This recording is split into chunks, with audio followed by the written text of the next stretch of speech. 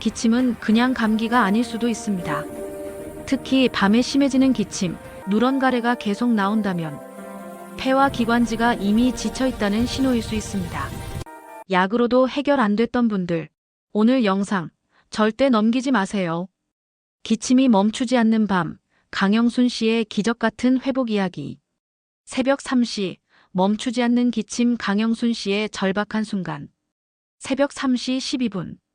강영순 씨 68세는 또다시 격렬한 기침에 잠에서 깼습니다. 가슴 깊은 곳에서 올라오는 가래와 함께 목구멍이 찢어질 듯한 통증이 밀려왔습니다. 침대 옆 탁자에는 병원에서 처방받은 약들이 가득했습니다. 기관지 확장제, 항생제, 진해거담제. 이미 3개월째 복용 중이었지만 증상은 나아지기는커녕 점점 더 심해지고 있었습니다. 여보, 또 시작됐어요. 옆에서 자던 남편 김철수 씨 70세가 깜짝 놀라 일어났습니다. 아내의 얼굴은 창백했고 숨을 쉴 때마다 쌕쌕거리는 소리가 들렸습니다. 철수 씨는 급히 물을 따라주며 아내의 등을 쓸어주었지만 기침은 좀처럼 멈출 기미를 보이지 않았습니다. 병원 약을 먹어도 왜 이러는 걸까요? 이러다 큰일 나는 거 아닌가요? 영순 씨의 목소리에는 두려움이 가득했습니다. 지난 석 달 동안 3번이나 병원을 바꿔가며 진료를 받았지만 의사들은 모두 같은 말만 반복했습니다. 약을 꾸준히 드세요. 시간이 필요합니다. 하지만 시간이 흐를수록 영순 씨의 상태는 악화되기만 했습니다. 다음 날 아침 영순 씨는 거울 앞에 섰습니다. 거울 속 자신의 모습은 낯설었습니다. 얼굴은 붓고 눈 밑에는 다크서클이 짙게 드리워져 있었습니다. 체중은 한 달 새 5kg이나 빠졌습니다. 밤마다 계속되는 기침으로 제대로 잠을 잘 수 없었고 입맛도 완전히 잃어버렸습니다. 엄마, 얼굴이 왜 그래요? 병원 다시 가보셔야 하는 거 아니에요? 딸 지혜 42세가 걱정스러운 표정으로 물었습니다. 영순 씨는 고개를 저었습니다. 병원비만 벌써 200만 원 가까이 썼지만 나아지는 게 없었습니다. 오히려 약을 먹을수록 속은 더부룩하고 소화도 잘 안 되는 것 같았습니다. 그날 오후 영순 씨는 오랜만에 동네 경로당에 나갔습니다. 평소처럼 친구들과 화투를 치려고 했지만 10분도 채 되지 않아 또 기침이 시작됐습니다. 이번에는 정말 심했습니다. 기침과 함께 노란색 가래가 나왔고 가슴 통증이 너무 심해 그 자리에 주저앉고 말았습니다. 영순아, 괜찮아? 얼굴이 왜 이렇게 하얘? 친구 박순자 씨 67세가 급히 달려와 영순 씨를 부축했습니다. 영순 씨는 가까스로 숨을 고르며 고개를 끄덕였지만 눈에는 눈물이 고여 있었습니다. 순자야, 난 이제 어떻게 해야 할지 모르겠어. 병원도 4군데나 다녔는데 계속 이래. 이러다 정말 큰 병 걸리는 거 아닐까? 순자 씨는 영순 씨의 손을 꼭 잡았습니다. 그리고 조심스럽게 입을 열었습니다. 영순아, 너 혹시 우리 동서 이야기 들었어? 너랑 비슷한 증상으로 1년 넘게 고생하다가 완전히 나았다더라. 병원 약도 안 듣고 정말 힘들어했는데 어떤 방법으로 완전히 회복했대. 영순 씨의 눈이 반짝였습니다. 지푸라기라도 잡는 심정이었습니다. 정말? 어떻게 나았는데? 식단을 완전히 바꿨대. 특히 폐와 기관지에 좋은 특정 음식들을 매일 챙겨 먹었더니 석 달 만에 완전히 달라졌다더라. 지금은 기침도 안 하고 등산도 다니고 그래. 그날 밤 영순 씨는 잠을 이룰 수 없었습니다. 하지만 이번에는 기침 때문이 아니었습니다. 순자 씨가 해준 이야기가 머릿속을 떠나지 않았습니다. 정말 음식으로 이렇게 심한 기관지염이 나을 수 있을까? 반신반의했지만 더 이상 잃을 것도 없었습니다. 다음 날 아침 영순 씨는 결심했습니다. 병원 약은 계속 먹되 식단을 완전히 바꿔보기로 한 것입니다. 남편 철수 씨에게 자신의 결심을 말하자 철수 씨는 적극적으로 지지했습니다. 당신이 좋아진다면 뭐든 해봐야죠. 내가 장 보는 것도 돕고 요리도 같이 할게요. 이것이 강영순 씨의 기적 같은 회복 여정의 시작이었습니다. 그로부터 정확히 97일 후 영순 씨는 완전히 다른 사람이 되어 있었습니다. 새벽 기침은 사라졌고 잃었던 체중도 회복했으며 무엇보다 10년은 젊어 보이는 얼굴을 되찾았습니다. 그렇다면 영순 씨는 대체 무엇을 어떻게 했을까요? 그리고 왜 병원 약만으로는 낫지 않았던 기관지염이 식단 변화로 극적으로 호전된 걸까요? 이제 그 비밀을 하나하나 풀어보겠습니다. 병원 약이 안 듣는 진짜 이유 약물 내성과 생활 습관의 함정. 영순 씨가 순자 씨의 동서를 만난 건 결심을 한 지 3일째 되던 날이었습니다. 이름은 최명의 씨 65세. 1년 전까지만 해도 영순 씨처럼 심한 만성기관지염으로 고생했던 분이었습니다. 영순 씨, 제가 그때 얼마나 힘들었는지 몰라요. 명희 씨는 차 한 잔을 따르며 이야기를 시작했습니다. 명희 씨의 목소리는 맑고 힘이 있었습니다. 1년 전 영순 씨처럼 쌕쌕거리며 말하던 모습은 어디에도 없었습니다. 병원을 5군데나 다녔어요. 대학병원까지 갔죠. 그런데 의사 선생님들이 하시는 말씀이 다 비슷하더라고요. 나이가 드니까 기관지가 약해진 거다. 약을 꾸준히 먹어야 한다.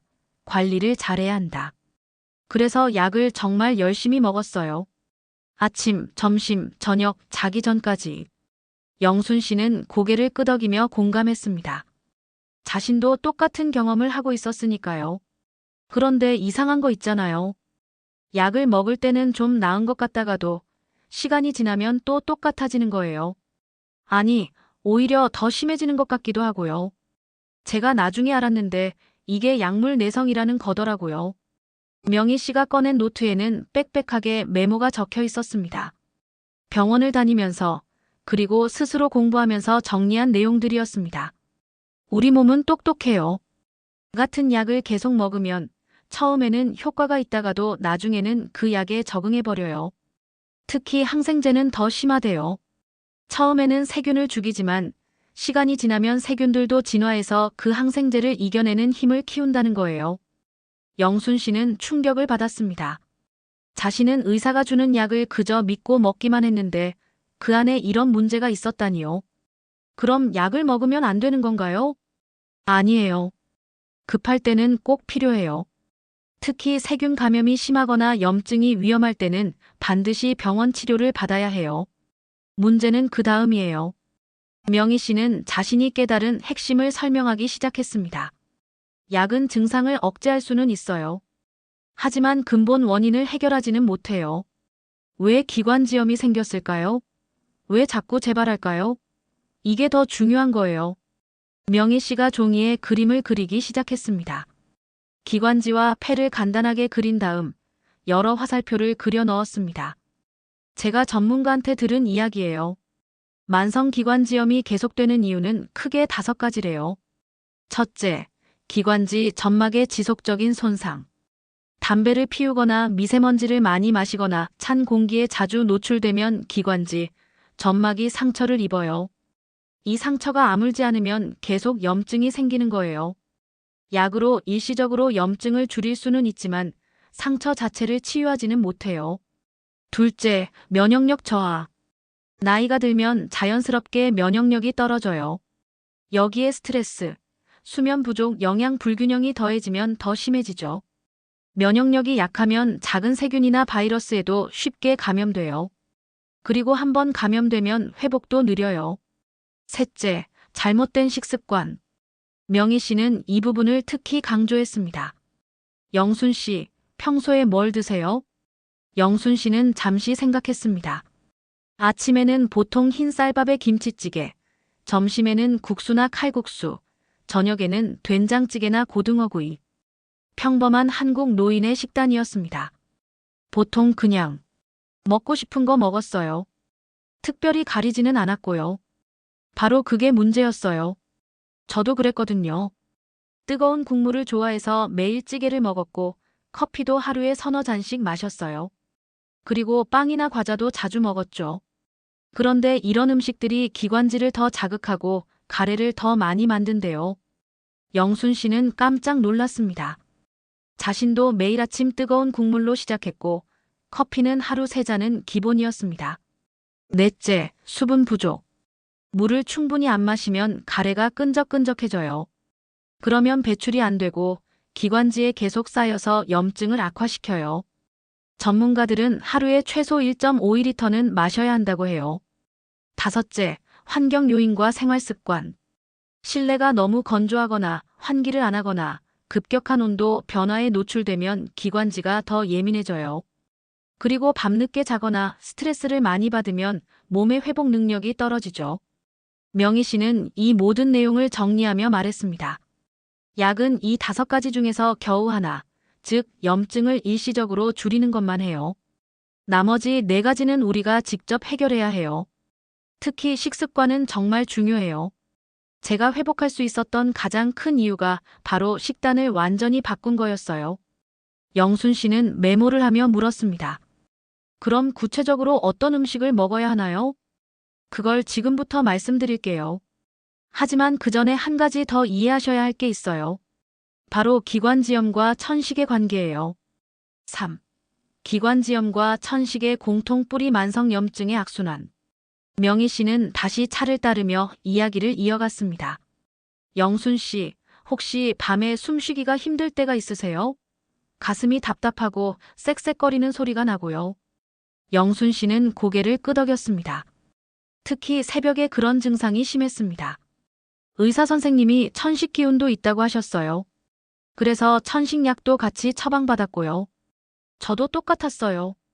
처음에는 단순 기관지염이라고 했다가 나중에는 천식성 기관지염이라고 하더라고요. 그때는 이 둘이 뭐가 다른지도 몰랐어요. 명희 씨는 종이에 또 그림을 그리기 시작했습니다. 이번에는 좀 더 자세한 기관지의 단면도였습니다. 전문가한테 들은 건데요.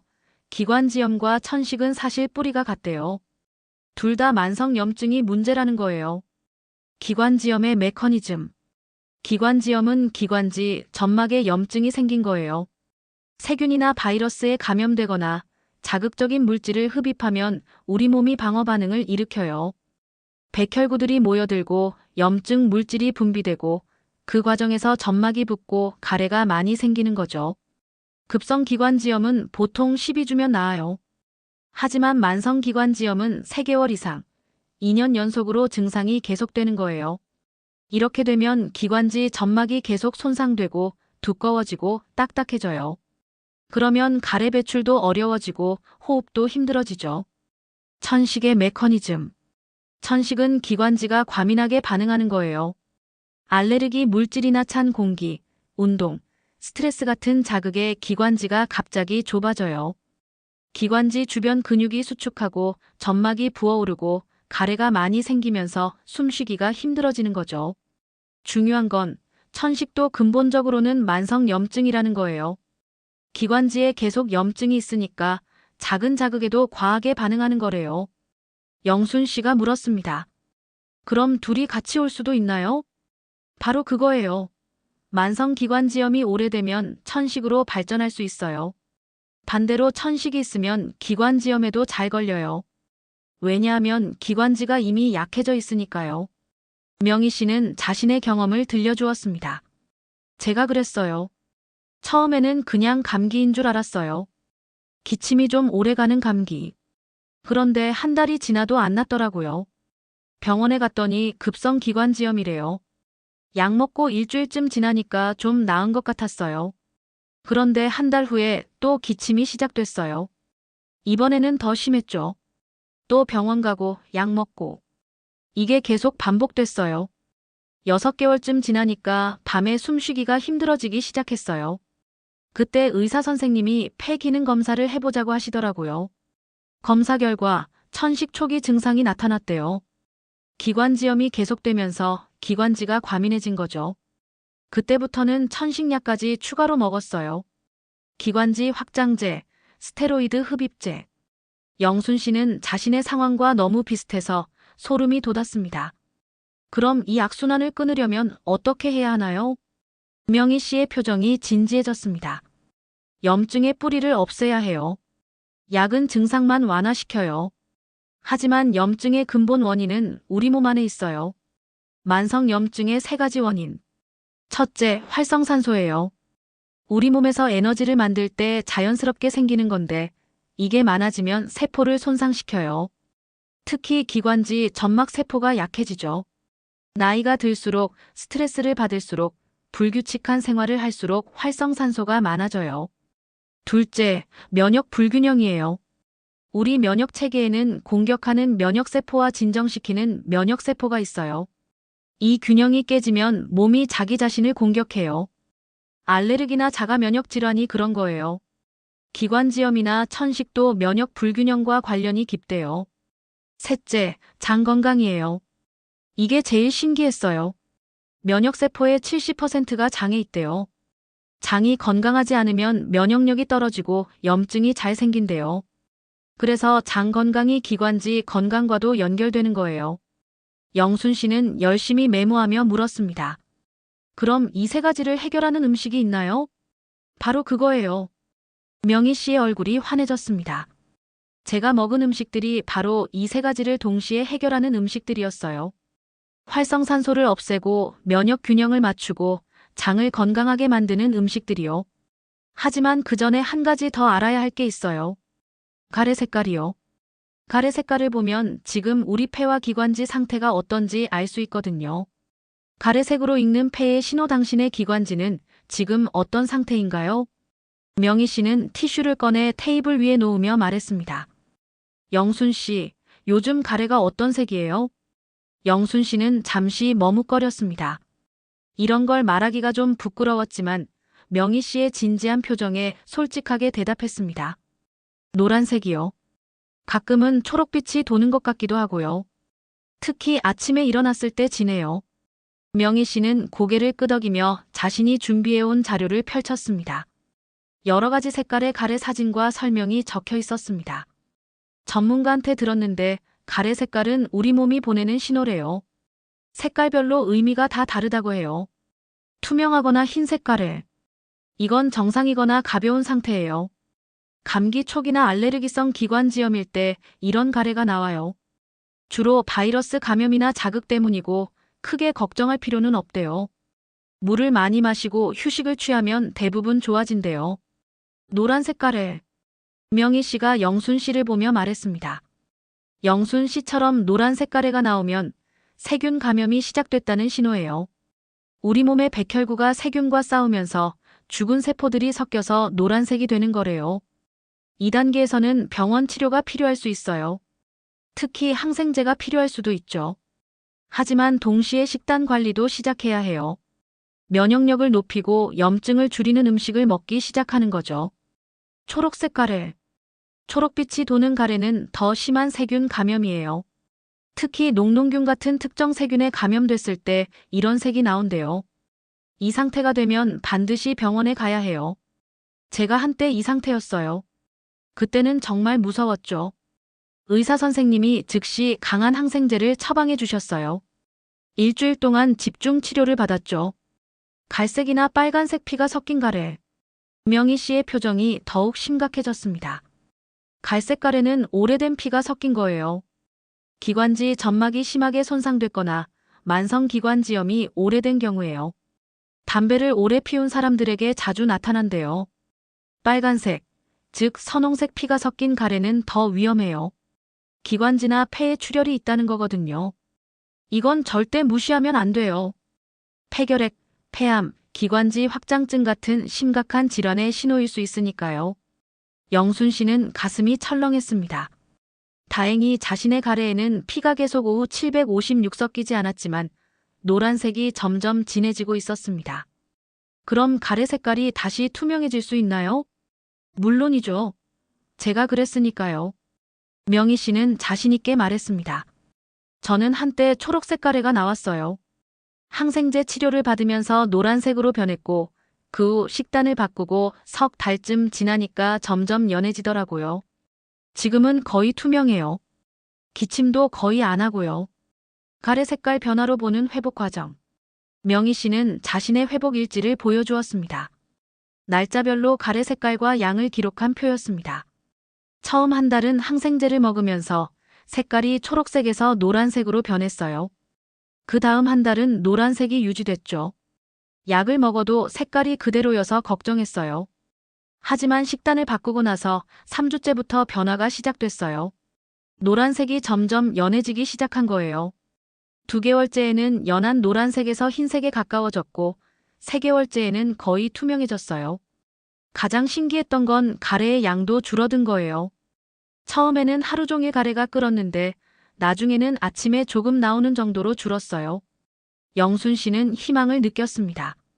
자신도 그렇게 될 수 있다면 그럼 이제 어떤 음식을 먹어야 하는지 알려주세요. 명희 씨는 미소를 지으며 자신이 준비한 리스트를 펼쳤습니다. 6가지 핵심 식재료가 적혀 있었습니다. 이 6가지는 정말 기적 같은 음식들이에요. 각각의 역할이 있고 함께 먹으면 시너지 효과가 나요. 하나씩 자세히 설명해 드릴게요. 폐를 살리는 3가지 보물배, 도라지, 무. 명희 씨는 과일 바구니에서 배 하나를 꺼내 들었습니다. 탐스럽고 윤기가 흐르는 배였습니다. 이 배가 제 생명을 살렸다고 해도 과언이 아니에요. 정말로요. 식재료 1배 천연기침 억제제이자 가래배출의 명약. 영순 씨, 배를 자주 드세요? 영순 씨는 고개를 저었습니다. 배는 비싸기도 하고 특별히 찾아 먹지는 않았습니다. 저는 회복 기간 동안 매일 배를 먹었어요.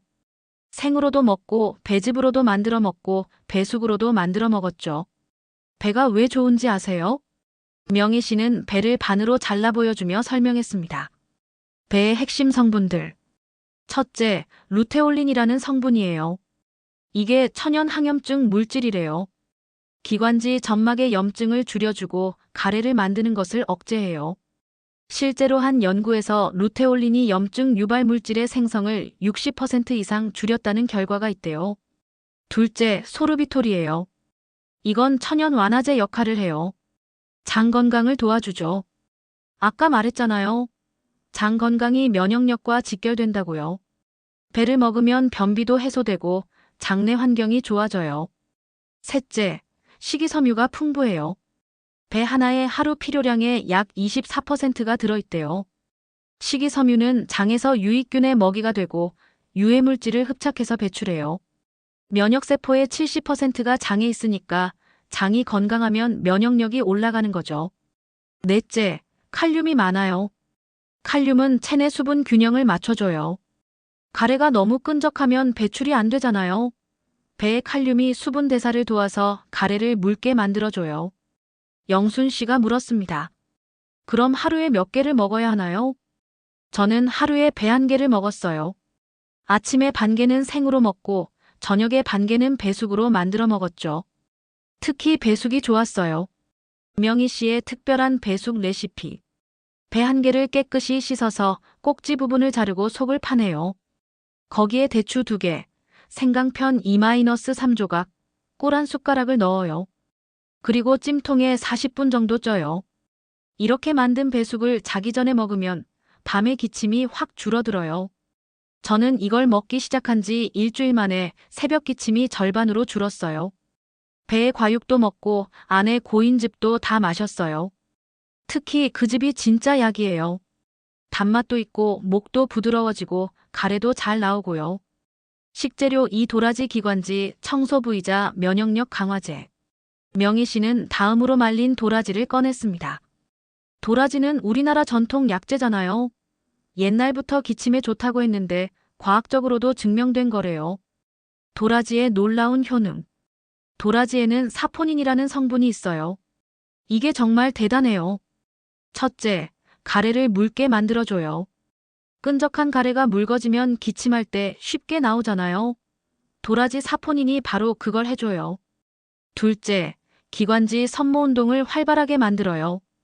우리 기관지에는 작은 털 같은 게 있어요. 섬모라고 하죠. 이게 물결치듯 움직이면서 가래를 위로 밀어 올려요. 근데 염증이 있으면 이 섬모가 잘 안 움직여요. 도라지가 이 섬모를 다시 활발하게 만들어준대요. 셋째, 면역세포를 활성화시켜요. 특히 대식세포라는 면역세포를 강하게 만든대요.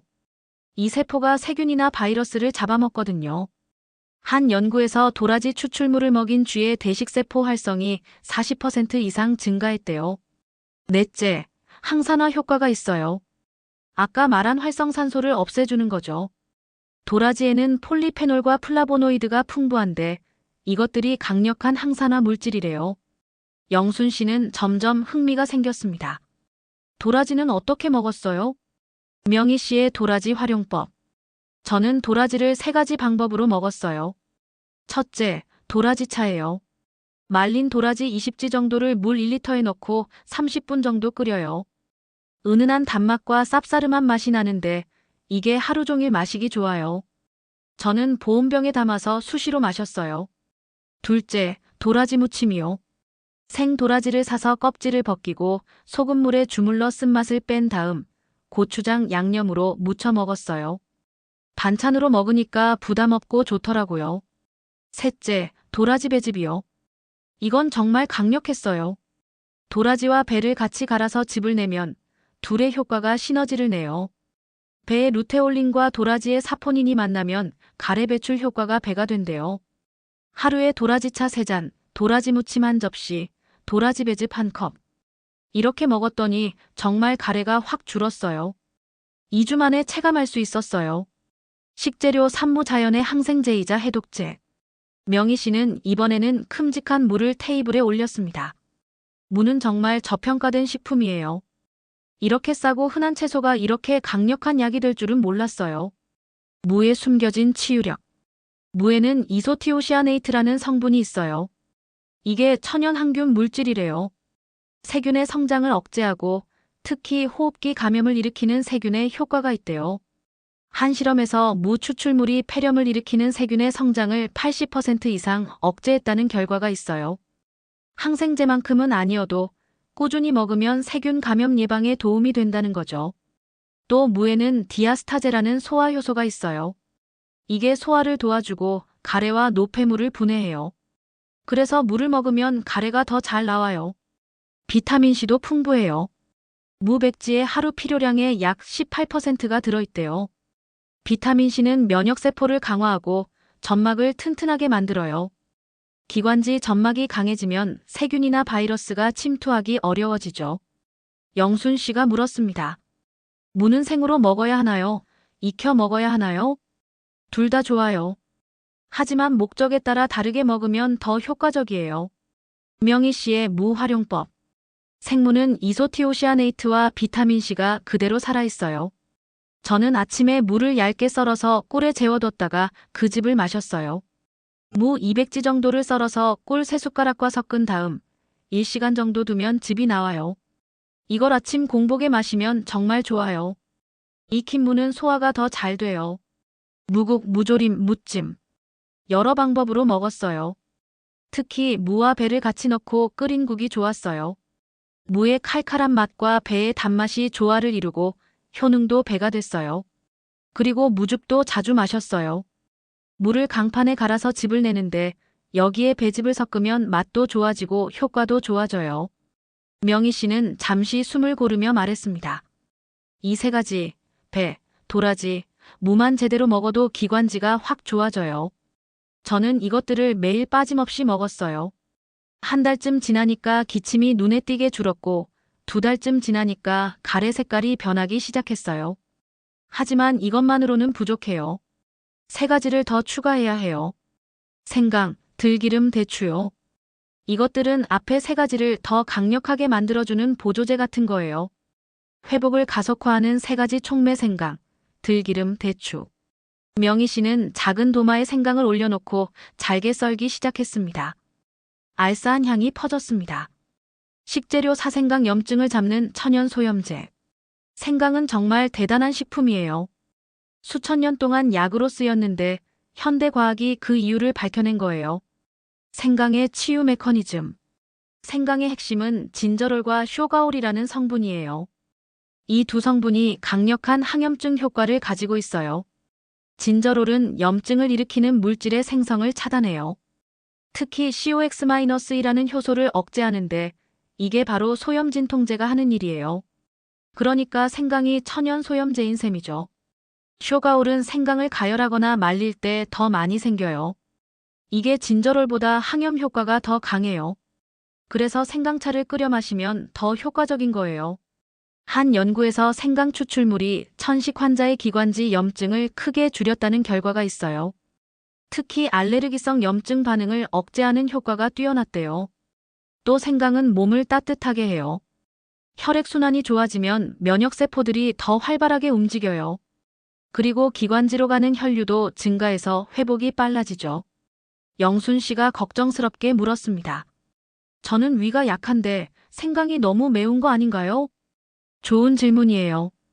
생강을 생으로 먹으면 자극적일 수 있어요. 하지만 제대로 조리하면 괜찮아요. 명희 씨의 생강 활용법.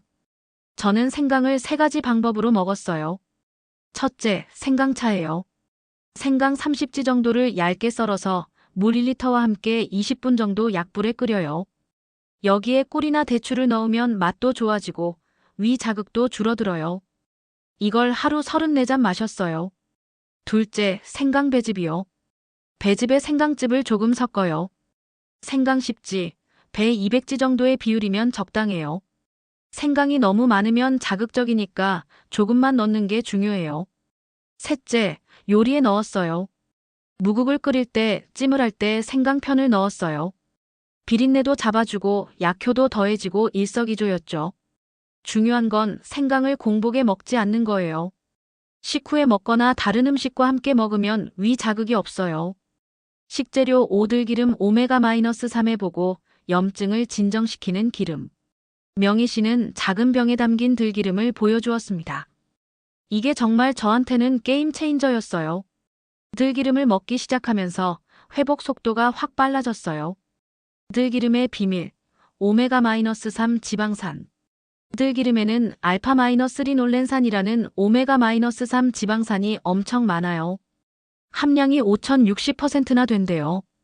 이게 왜 중요하냐면 우리 몸에는 오메가-6과 오메가-3라는 두 종류의 필수 지방산이 있어요. 오메가-6는 염증을 일으키는 물질을 만들고 오메가-3는 염증을 억제하는 물질을 만들어요. 문제는 현대인의 식단이 오메가-6에 치우쳐 있다는 거예요. 튀김, 빵, 가공식품. 이런 것들에는 오메가-6가 많거든요. 이상적인 비율은 40일인데 현대인은 200일까지 간대요. 그러니까 만성염증이 생기는 거죠. 들기름의 오메가-3는 이 균형을 맞춰줘요. 염증을 일으키는 물질의 생성을 줄이고 항염 물질의 생성을 늘려요. 실제로 한 연구에서 오메가-3를 꾸준히 섭취한 천식 환자들의 증상이 크게 개선됐대요. 기관지 염증 수치가 떨어지고 폐 기능이 좋아졌다는 거예요. 영순 씨가 물었습니다. 들기름은 하루에 얼마나 먹어야 하나요? 하루에 1~2 숟가락이면 충분해요. 저는 매일 아침 공복에 들기름 1숟가락을 먹었어요. 그리고 나물 무칠 때, 국에 넣을 때도 들기름을 썼죠. 들기름 섭취 시 주의사항. 중요한 건 산패예요. 들기름은 산화가 빨라요. 공기, 빛, 열에 노출되면 쉽게 상해요. 그래서 작은 병을 사서 냉장 보관하고 1달 안에 다 먹는 게 좋아요. 그리고 절대 가열하면 안 돼요. 오메가-3는 열에 약해서 가열하면 파괴돼요. 생으로 먹거나 요리가 다 된 후에 마지막에 넣어야 해요. 저는 매일 아침 들기름 1숟가락을 먹고 점심에는 들기름에 나물을 무쳐 먹었어요. 그리고 저녁에 국이나 찌개에 들기름 반 숟가락을 넣었죠. 이렇게만 해도 하루 오메가-3 권장량을 충분히 채울 수 있어요. 식재료 6대추 기력을 북돋고 면역을 강화하는 보약.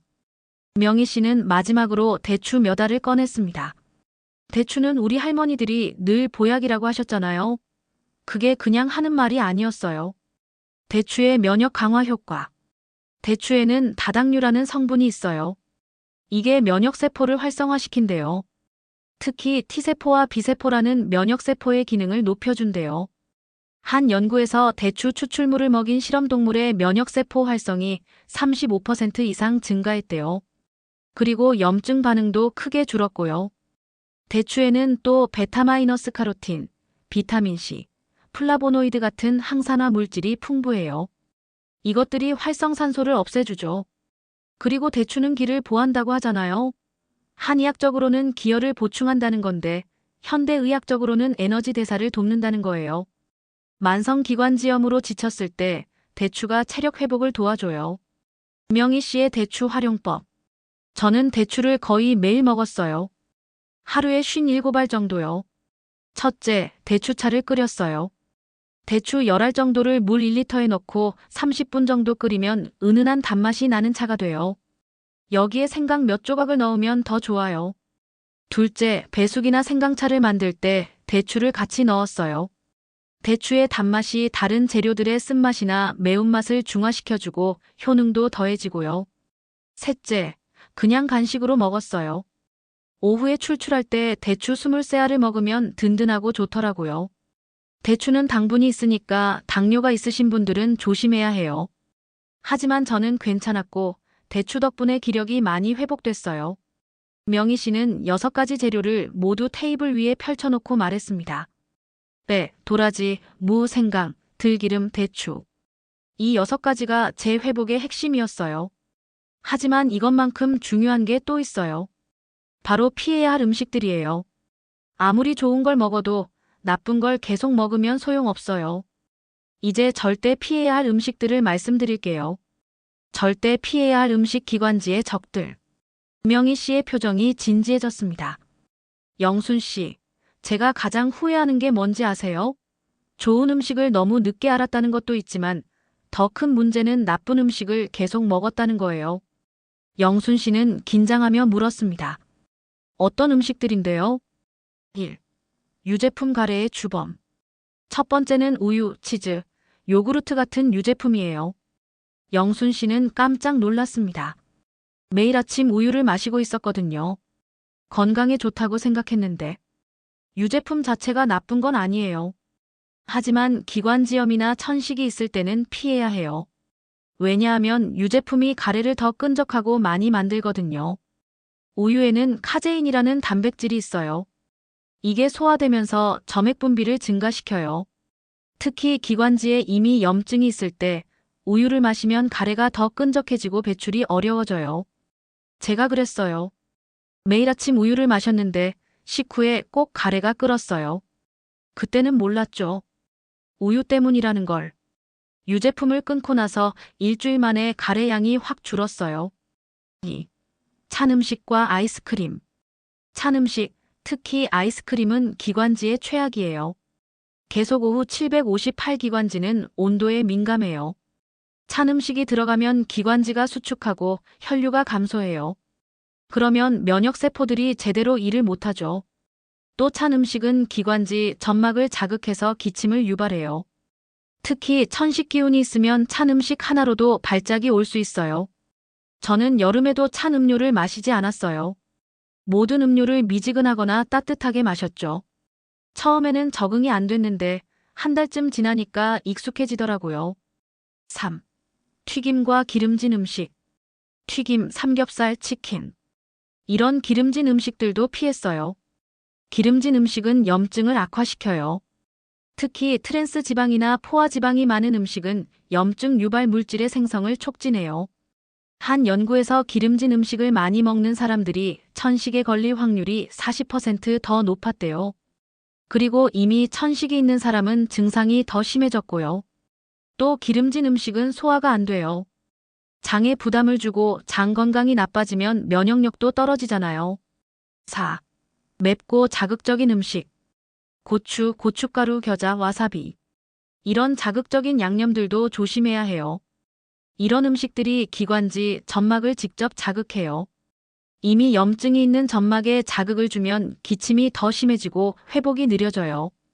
저는 회복 기간 동안 김치도 덜 맵게 만들어 먹었어요. 고춧가루를 거의 안 넣고 대신 젓갈로 간을 맞췄죠. 5.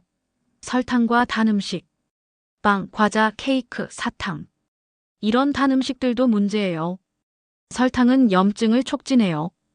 특히 정제 설탕은 혈당을 급격히 올리고 이 과정에서 염증 물질이 많이 생성돼요. 한 연구에서 설탕 섭취를 줄인 천식 환자들의 증상이 크게 개선됐대요. 염증 수치가 떨어지고 폐 기능이 좋아졌다고 해요. 저는 단맛이 필요할 때 꿀이나 대추로 대체했어요. 천연 당분은 괜찮더라고요. 6. 술과 카페인. 술은 절대 안 돼요. 알코올은 기관지, 점막을 건조하게 만들고 면역력을 떨어뜨려요. 특히 약을 먹고 있다면 더욱 위험해요.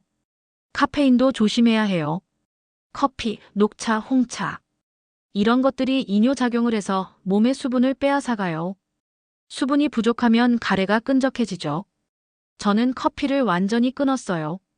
대신 보리차, 대추차, 생강차를 마셨죠. 처음 일주일은 힘들었는데 그 후로는 오히려 몸이 가벼워지더라고요. 7. 가공식품과 인스턴트. 라면, 햄, 소시지, 통조림. 이런 가공식품들도 피했어요. 가공식품에는 방부제, 화학조미료, 인공색소 같은 첨가물이 많아요. 이것들이 몸에 독소로 작용하고 염증을 악화시켜요. 특히 나트륨이 너무 많아요. 나트륨을 과다 섭취하면 몸이 붓고 기관지, 점막도 부어요. 그러면 호흡이 더 힘들어지죠. 명희 씨는 자신이 만든 피해야 할 음식 리스트를 영순 씨에게 건네주며 말했습니다. 이 음식들을 끊는 게 처음에는 정말 힘들었어요. 평생 먹던 것들을 갑자기 안 먹으려니까 스트레스도 받고요. 하지만 일주일만 참으면 적응돼요. 그리고 한 달쯤 지나면 오히려 이런 음식들이 당기지 않아요. 중요한 건 대체제를 찾는 거예요. 우유 대신 두유나 아몬드 우유, 커피 대신 약차, 튀김 대신 찜이나 구이, 과자 대신 견과류나 과일. 이렇게요. 그럼 이제 제가 실제로 어떻게 먹었는지 하루 식단을 보여드릴게요. 8. 기적을 만든 하루 식단. 명희 씨의 실제 식단표. 명희 씨는 자신의 다이어리를 펼쳤습니다. 회복 기간 동안 매일 기록한 식단표였습니다. 이게 제가 가장 좋았던 시기의 식단이에요. 회복 시작 2개월째 즈음의 메뉴예요. 아침 오전 7시. 아침은 가장 중요해요. 하루의 시작이니까요.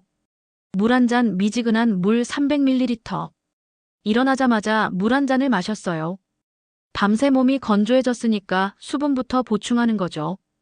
들기름 한 숟가락. 물을 마시고 10분쯤 후에 들기름 한 숟가락을 먹었어요. 공복에 먹으면 흡수가 잘 된대요. 배 반개 생으로. 배를 깨끗이 씻어서 껍질째 먹었어요. 껍질에도 영양이 많거든요. 천천히 씹어 먹으면서 침과 섞이게 했어요. 30분 후 식사. 현미밥 12공기. 된장국, 두부, 무, 미역. 도라지 무침 한 접시. 무나물 들기름으로 볶음. 김구이 2장. 삶은 계란 1개. 밥은 흰쌀 대신 현미로 바꿨어요.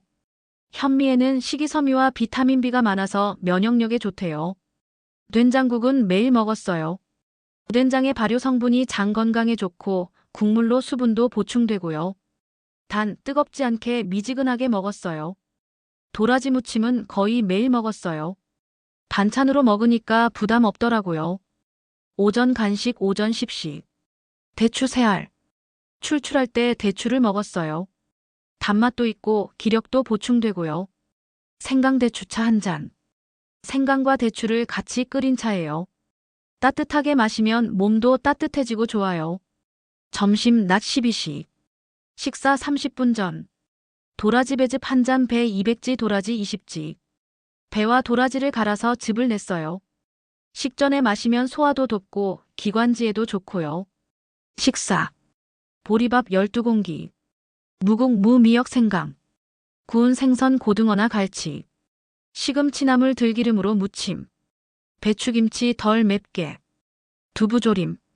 생선은 오메가-3가 풍부해서 일주일에 45번은 먹었어요. 굽거나 찌는 방식으로 조리했죠.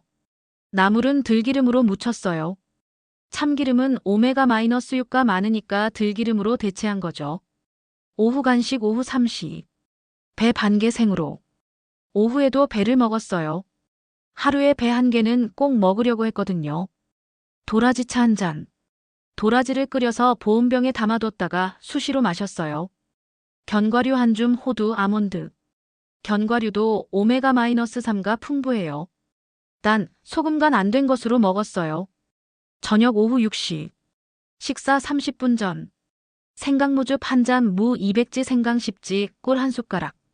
무와 생강을 갈아서 즙을 내고 꿀로 단맛을 냈어요. 자극적이지 않고 부드러워요. 식사. 현미밥 12공기. 된장찌개, 두부, 호박, 버섯. 닭가슴살 찜, 생강, 대추와 함께. 무생채 약간 새콤하게. 브로콜리 찜. 미역무침. 저녁은 가볍게 먹으려고 했어요. 밤에 소화가 안 되면 기침이 더 심해지거든요. 닭가슴살은 단백질 보충용이었어요. 기관지염으로 체중이 많이 빠졌거든요. 잠들기 2시간 전 오후 8시. 배숙 1개. 이게 정말 중요했어요. 배숙을 먹고 자면 밤에 기침이 확 줄었어요. 배숙 만드는 법. 배 1개 꼭지 자르고 속 파내기. 대추 2개, 생강편 2조각, 꿀 1숟가락 넣기. 찜통에 40분 찌기. 과육과 즙 모두 먹기.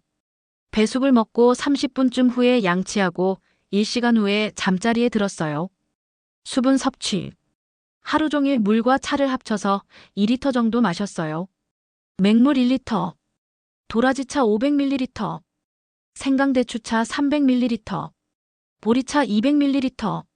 물은 한 번에 많이 마시지 않고 조금씩 자주 마셨어요. 30분에 한 번씩 물을 한 모금씩 마시는 습관을 들였죠. 명희 씨는 식단표를 보여주며 강조했습니다. 이 식단의 핵심은 3가지예요.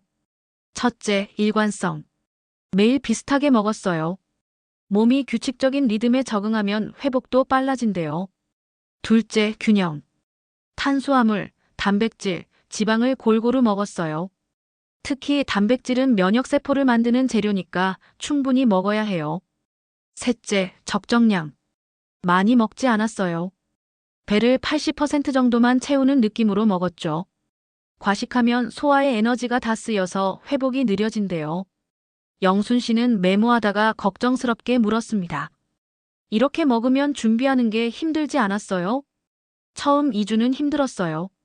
하지만 익숙해지니까 괜찮더라고요. 그리고 남편이 많이 도와줬어요.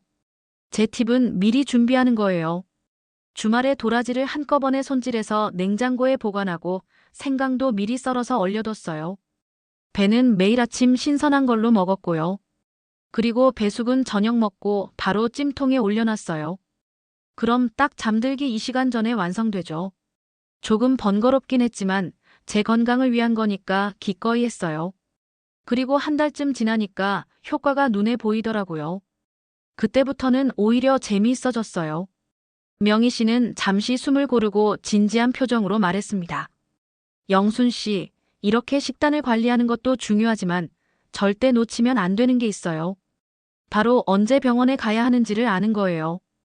반드시 병원에 가야 하는 신호들, 생명을 구하는 판단. 명희 씨의 표정이 심각해졌습니다. 제가 식단으로 회복했다고 해서 병원 치료가 필요 없다는 건 절대 아니에요. 오히려 반대예요. 적절한 시기에 병원 치료를 받는 게 정말 중요해요.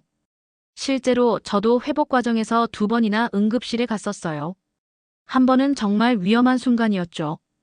영순 씨는 긴장하며 물었습니다. 어떤 상황이었어요? 명희 씨의 응급 상황 경험. 회복 시작한 지 한 달쯤 됐을 때였어요. 어느 날 밤 갑자기 숨쉬기가 너무 힘들어졌어요. 가슴이 조이는 것 같고 숨을 쉬려고 해도 공기가 안 들어오는 느낌이었죠. 처음에는 좀 참으면 되겠지 했어요. 근데 10분이 지나도 나아지지 않고 오히려 더 심해졌어요. 입술이 파래지기 시작했대요. 남편이 보고 깜짝 놀라서 바로 119를 불렀죠. 응급실에서 산소 포화도를 재봤더니 88%였대요. 정상은 95% 이상이거든요. 의사 선생님이 조금만 더 늦었으면 위험했을 거라고 하시더라고요. 산소 치료를 받고 기관지 확장제를 주사로 맞았어요. 30분쯤 지나니까 숨쉬기가 편해지기 시작했죠. 그날 밤은 병원에서 입원 관찰했어요. 명희 씨는 그때를 회상하며 말했습니다. 그때 깨달았어요. 식단 관리는 장기적인 회복과 예방을 위한 거지, 급성 악화 상황에는 반드시 의료적 치료가 필요하다는 거요. 즉시 병원에 가야 하는 9가지 신호. 명희 씨는 의사에게 받은 자료를 꺼내 보여주었습니다. 1. 호흡곤란. 숨쉬기가 너무 힘들어서 말을 제대로 못하거나 계단 몇 개만 올라가도 숨이 차거나 가만히 앉아 있어도 숨이 가쁘다면 즉시 병원에 가야 해요. 특히 숨을 들이쉴 때 쌕쌕거리는 소리가 심하게 나거나 숨을 내쉬기가 더 힘들다면 천식 발작일 수 있어요. 2. 가슴 통증. 기침할 때 가슴이 약간 뻐근한 건 괜찮아요. 하지만 숨 쉴 때마다 날카로운 통증이 있거나 가슴을 짓누르는 듯한 통증이 있다면 위험해요. 이건 폐렴이나 기흉, 심지어 심장 문제일 수도 있어요. 3. 고열 38.5도 이상. 기관지염이 있을 때 미열은 흔해요. 하지만 38.5도 이상의 고열이 계속되거나 해열제를 먹어도 떨어지지 않는다면 세균 감염이 심각한 거예요. 특히 오한이 심하고 몸이 떨리고 식은땀이 난다면 폐혈증으로 진행될 수 있어요. 4. 피 섞인 가래. 가래에 핏줄이 약간 섞이는 건 기관지 점막이 자극받아서 그럴 수 있어요. 하지만 선홍색 피가 많이 나오거나 검은 덩어리가 나온다면 즉시 병원에 가야 해요. 이건 폐결핵, 폐암, 기관지 확장증, 폐출혈 같은 심각한 질환의 신호일 수 있어요. 5. 입술이나 손톱이 파래지는 현상 청색증. 이건 혈액에 산소가 부족하다는 신호예요. 즉시 응급실에 가야 해요. 저처럼 산소 포화도가 많이 떨어진 상태일 수 있거든요. 6. 의식 혼미. 정신이 몽롱하거나 말이 어눌해지거나 방향 감각을 잃는다면 뇌에 산소가 부족한 거예요. 이것도 응급 상황이에요. 7. 급격한 체중 감소. 한 달에 5kg 이상 빠지거나 식욕이 완전히 없어졌다면 병원 검사가 필요해요. 이건 단순 기관지염이 아니라 다른 질환일 수 있어요. 8. 증상이 3주 이상 지속. 일반 감기는 2주 안에 낫잖아요. 근데 기침이 3주 이상 계속되고 약을 먹어도 나아지지 않는다면 정밀 검사가 필요해요. 폐렴, 결핵, 폐암, 신부전 같은 다른 질환을 배제해야 하거든요. 9. 밤에 식은땀을 많이 흘림. 밤에 땀을 흠뻑 흘려서 옷을 갈아입어야 할 정도라면 결핵이나 다른 감염을 의심해야 해요. 병원에서 받아야 할 검사들. 명희 씨는 자신이 받았던 검사 목록을 보여주었습니다. 제가 처음 병원 갔을 때 받은 검사들이에요. 흉부 X-레이. 폐에 염증이나 이상이 있는지 확인해요. 폐렴, 기흉, 폐암 같은 걸 발견할 수 있죠. 폐기능 검사 PFT. 폐활량과 기관지 기능을 측정해요. 천식이나 만성 폐쇄성 폐질환 COPD를 진단할 수 있어요. 혈액 검사. 염증 수치 CRP, ESR, 백혈구 수치를 확인해요. 세균 감염인지 바이러스 감염인지도 알 수 있고요. 가래 검사. 가래를 채취해서 어떤 세균이 있는지 검사해요. 그래야 적절한 항생제를 처방할 수 있죠.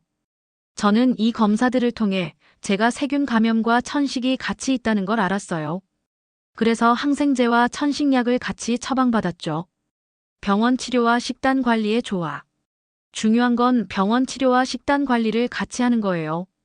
급성기에는 약이 필수예요. 염증이 심하고 세균 감염이 있으면 항생제가 필요하죠. 이때 약을 안 먹으면 폐렴으로 악화되거나 폐혈증까지 갈 수 있어요. 하지만 약만 먹으면 안 돼요. 약은 증상을 억제할 뿐 근본 원인은 해결 못하니까요. 그래서 식단 관리를 같이 해야 하는 거예요. 제 경우는 이랬어요. 1단계 처음 2주 집중 치료. 병원 약 정확히 복용. 충분한 휴식. 기본 식단 자극적인 음식 제거. 수분 충분히 섭취. 2단계 3-8주 회복기. 약 계속 복용하되 의사와 상의해서 점차 줄임. 6가지 핵심 식재료 본격 섭취. 피해야 할 음식 완전 제거. 가벼운 운동 시작 산책. 3단계 9주 이후 유지기. 의사 지시에 따라 약 조절. 건강한 식단 유지. 규칙적인 운동. 정기검진. 이렇게 단계적으로 접근하니까 효과가 좋았어요. 급할 땐 약으로 빠르게 해결하고 천천히 식단으로 몸의 체질을 바꾸는 거죠. 명희 씨는 영순 씨의 손을 잡으며 말했습니다. 영순 씨, 절대 병원을 무시하면 안 돼요. 특히 아까 말한 9가지 신호 중 하나라도 있으면 주저하지 말고 병원에 가세요. 생명이 먼저예요. 하지만 병원만 믿고 식단을 소홀히 해도 안 돼요. 제가 그랬거든요. 병원만 다니다가 1년을 허비했어요. 식단을 바꾸고 나서야 진짜 회복이 시작됐죠. 둘을 조화롭게 하는 게 답이에요. 명희 씨와의 만남 후 영순 씨는 즉시 실천에 옮겼습니다. 첫 주 작은 변화의 시작 첫날, 영순 씨는 냉장고를 정리했습니다. 우유, 요구르트, 치즈를 모두 치웠습니다. 냉동실의 튀김과 가공식품도 과감히 버렸습니다. 남편 철수 씨는 처음에는 아깝다고 했지만 아내의 결연한 표정을 보고는 묵묵히 도왔습니다. 시장에 가서 배, 도라지, 무, 생강, 대추를 샀습니다. 들기름도 작은 병으로 2개 샀습니다. 처음에는 비용이 부담스러웠지만 그동안 쓴 병원비를 생각하면 오히려 저렴했습니다. 첫 아침 영순 씨는 명희 씨가 알려준 대로 미지근한 물을 마시고 들기름 한 숟가락을 먹었습니다. 비린내가 약간 났지만 참을만 했습니다. 배 반 개를 천천히 씹어 먹었습니다. 단맛이 입안 가득 퍼졌습니다. 점심에는 도라지 무침을 처음 만들어 먹었습니다. 쓴맛이 강해서 얼굴을 찌푸렸지만 이게 약이라고 생각하며 먹었습니다. 저녁 첫 배숙을 만들었습니다. 찜통에 올려놓고 40분을 기다리는 동안 기대가 컸습니다. 완성된 배숙을 떠먹는 순간 눈물이 날 것 같았습니다. 달콤하면서도 따뜻한 국물이 목을 타고 내려가는 느낌이 마치 약손이 폐를 어루만지는 것 같았습니다. 그날 밤 영순 씨는 평소보다 덜 기침했습니다. 우연일까 싶었지만 마음 한구석에 희망이 싹 텄습니다. 둘째 주 몸이 답하기 시작하다 3일째 되던 날 아침에 일어났을 때 목에 걸린 가래가 평소보다 쉽게 나왔습니다. 색깔도 조금 옅어진 것 같았습니다. 영순 씨는 거울 앞에서 자신의 얼굴을 유심히 봤습니다. 눈가의 다크서클이 조금 옅어진 것도 같았습니다. 일주일이 지나자 변화는 더 뚜렷해졌습니다. 새벽 기침이 절반으로 줄었습니다. 밤에 깨는 횟수도 23번에서 1번 정도로 줄었습니다.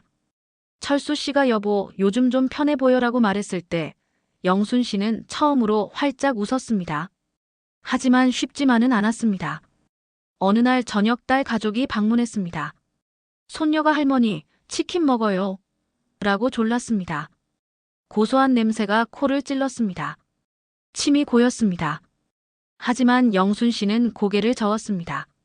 할머니는 배숙 먹을래 손녀는 이해하지 못했지만 딸은 엄마의 눈빛을 보고 아무 말도 하지 않았습니다. 셋째 주 주변 사람들이 눈치채다 2주가 지나자 이웃들이 알아봤습니다. 영순 씨, 요즘 안색이 좋아지셨네요. 기침 소리가 예전 같지 않은데 무슨 좋은 약 드세요? 경로당에서 만난 친구들이 물었습니다. 영순 씨는 명희 씨에게 배운 것들을 조심스럽게 나눴습니다. 처음에는 반신반의하던 친구들도 하나둘 따라 하기 시작했습니다.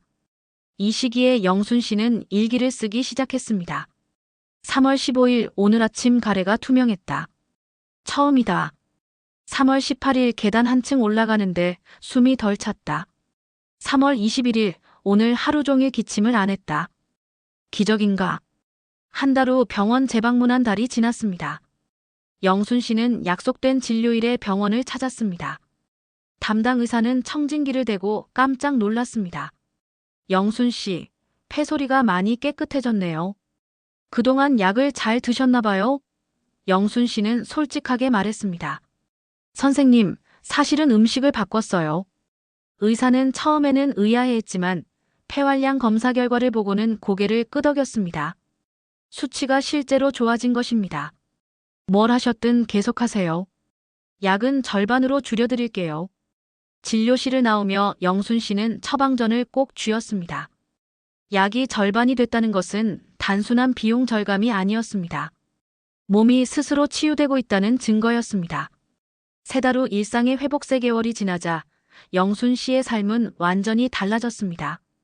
아침마다 공원을 산책했습니다. 예전에는 벤치에서 헐떡이며 쉬어야 했지만 이제는 한 바퀴를 돌 수 있었습니다. 같은 시간에 운동 나오는 이웃들과 인사를 나누는 것이 즐거웠습니다. 손녀를 봐주는 일도 다시 할 수 있게 됐습니다. 아이와 놀이터에 가서 그네를 밀어줄 수 있다는 것만으로도 행복했습니다. 딸은 엄마 정말 좋아지셨어요 라며 눈시울을 붉혔습니다. 기침약은 이제 비상용으로만 가지고 다녔습니다. 가방 속에 있어도 꺼낼 일이 거의 없었습니다. 대신 작은 물병과 도라지청을 챙겼습니다. 가장 큰 변화는 마음이었습니다. 나는 평생 이렇게 살아야 하는구나라는 체념이 사라졌습니다. 나도 건강해질 수 있구나라는 희망이 그 자리를 채웠습니다. 당신도 할 수 있습니다. 영순 씨의 이야기는 특별한 사람의 특별한 이야기가 아닙니다. 70대 할머니가 해냈다면 당신도 할 수 있습니다. 시작은 어렵지 않습니다. 오늘 저녁 냉장고를 열어보세요. 유제품과 튀김을 치우세요. 내일 아침 시장에 가서 배 하나를 사세요. 그게 시작입니다. 완벽할 필요는 없습니다. 영순 씨도 가끔 실수했습니다. 어느 날은 손님이 와서 피자를 같이 먹었습니다. 그날 밤 기침이 심했습니다. 하지만 다음 날부터 다시 바로잡았습니다. 중요한 것은 포기하지 않는 것입니다. 변화는 조용히 찾아옵니다. 드라마처럼 극적이지 않습니다. 어느 날 문득 오늘 기침을 안 했네 라고 깨닫게 됩니다. 그 순간이 당신에게도 올 것입니다. 오늘 당신의 이야기가 시작됩니다. 영순 씨처럼 6개월 후, 1년 후, 당신도 누군가에게 이렇게 말할 수 있기를 바랍니다. 나도 그랬어요. 하지만 나아졌어요. 당신도 할 수 있어요. 그날이 반드시 올 것입니다. 희망을 놓지 마세요. 실천을 멈추지 마세요. 당신의 패는 회복될 수 있습니다. 이 글이 당신에게 작은 빛이 되기를 바랍니다. 건강한 내일을 향해 오늘 첫걸음을 내디드세요.